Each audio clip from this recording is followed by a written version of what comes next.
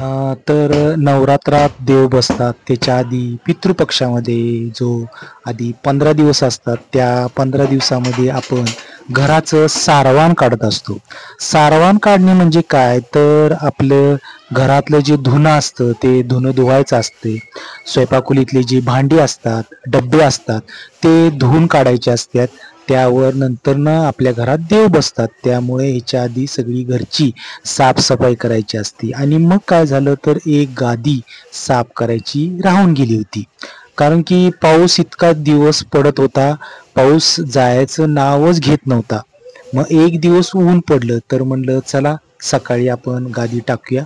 कारण की गादीमध्ये कुबट वास येत होता आणि गादी खूप जड झाली होती त्या घामानं, किंवा इतकी घाण झाली होती.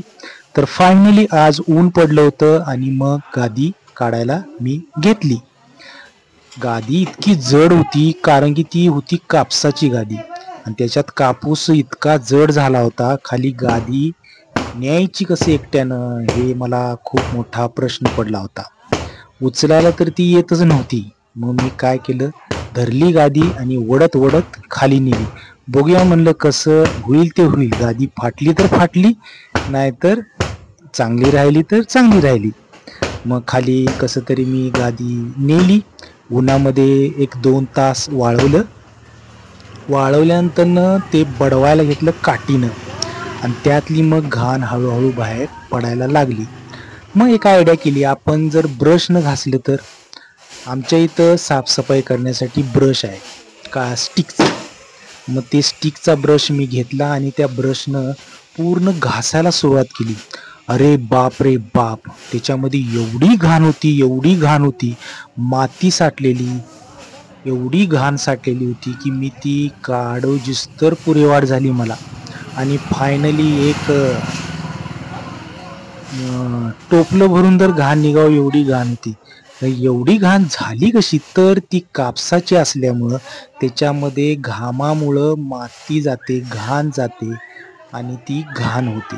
शेवटी मी ती फायनली स्वच्छ केली. त्यात थोडंसं मीठ घातलं, मिठानं पूर्ण घासून काढलं.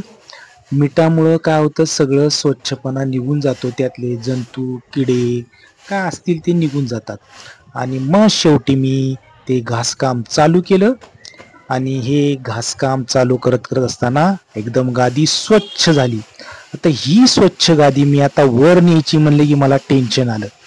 आता ही गादी वर न्यायची कशी, खाली तर वडत वडत ढकलत आणली खरी, खरं वर न्यायची कशी.